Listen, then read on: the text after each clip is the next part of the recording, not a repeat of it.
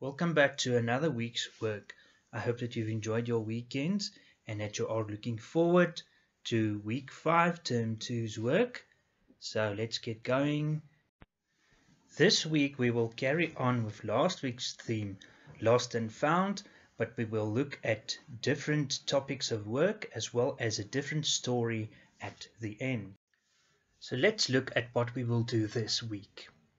So for lesson number 1, we will look at a concept layout. I will explain to you what a root is, and then how we add a prefix and a suffix to a root. Lesson number 2, we will look at suffixes. Lesson 3, prefixes.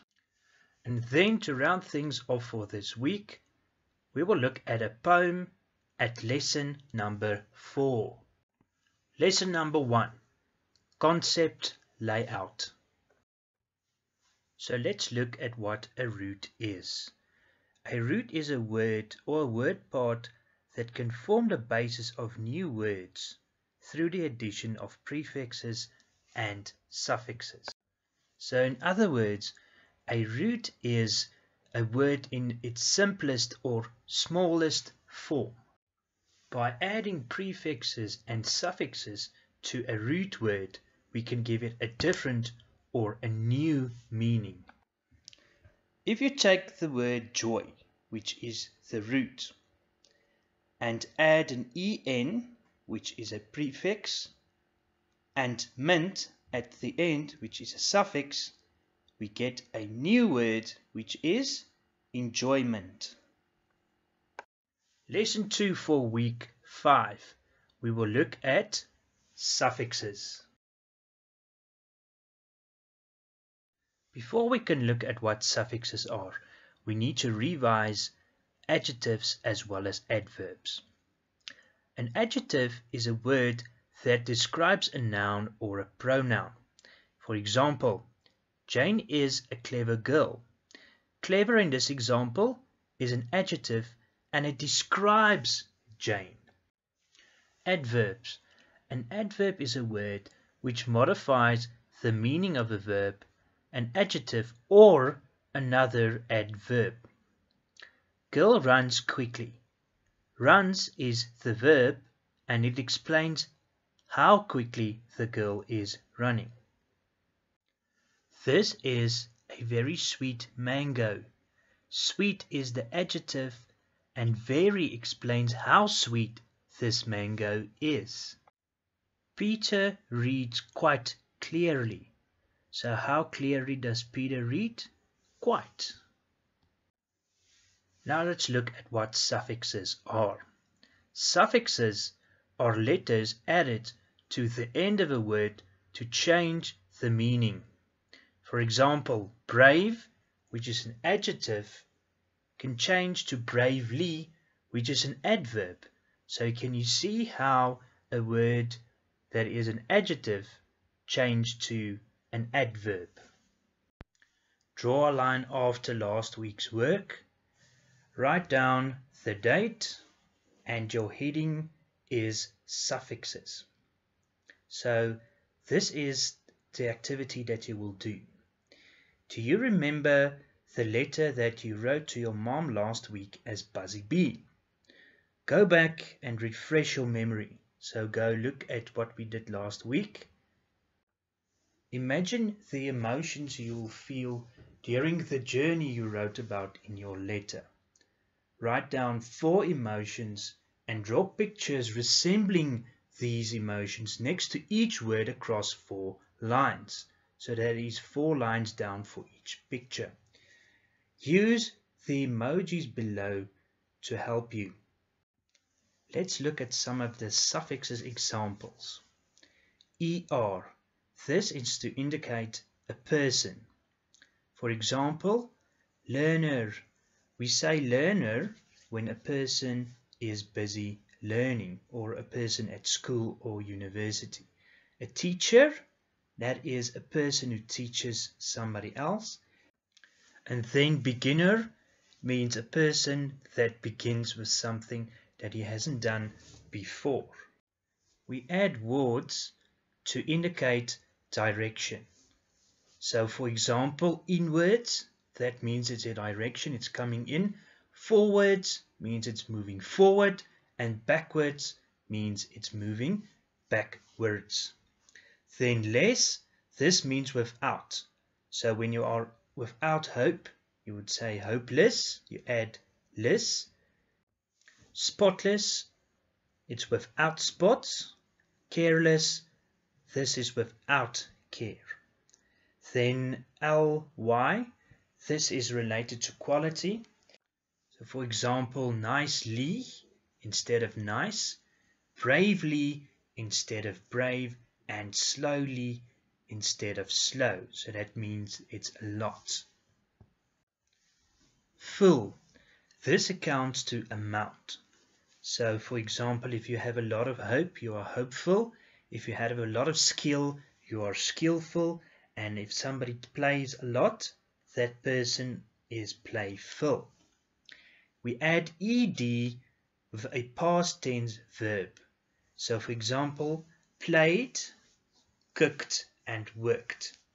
That is something that has happened in the past. We add ness when it is a state of being.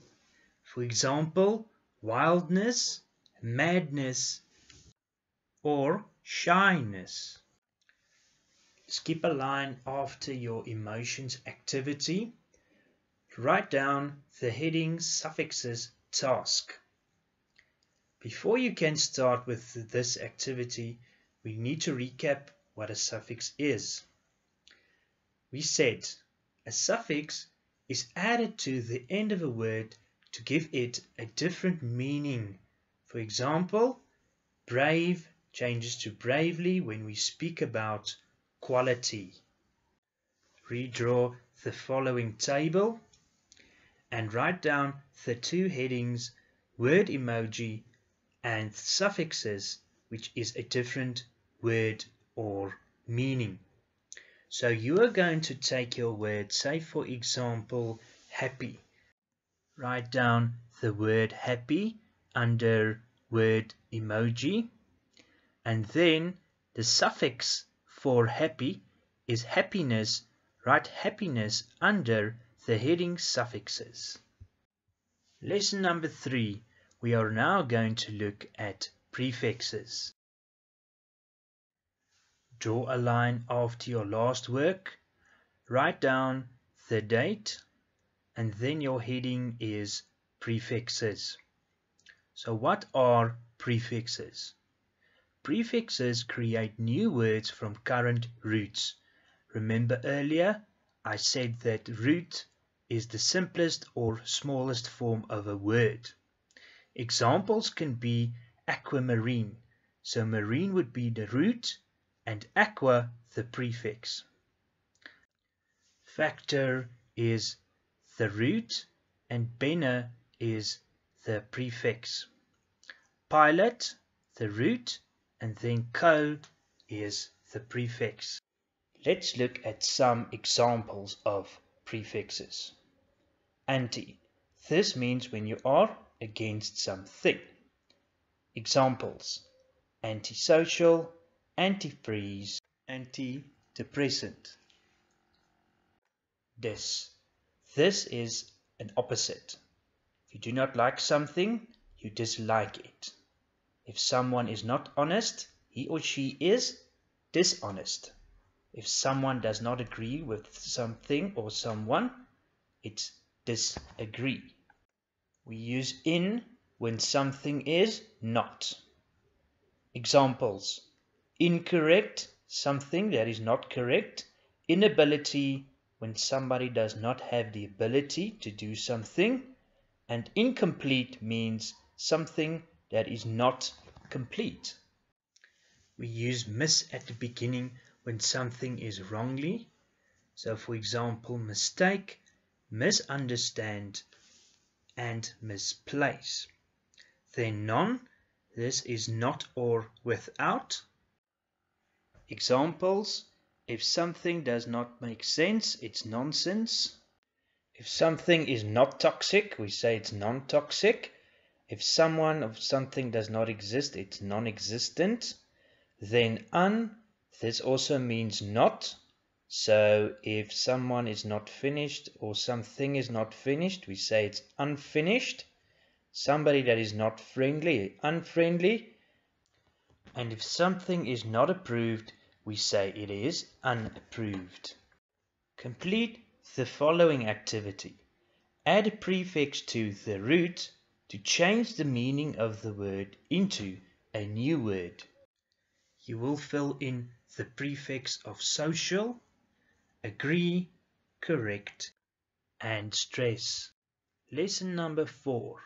You will retell a story. As your theme is still lost and found, we are going to look at the poem called Missing. The poem was written by A. Milne, and it's about a mouse that got lost. Draw a line after your previous work and write down the date, and your heading is Retell a Poem Missing. Questions. Question number 1. What is the title of the poem? Number 2. Write down all the words from the poem ending with the suffixes ed and ly. Number 3.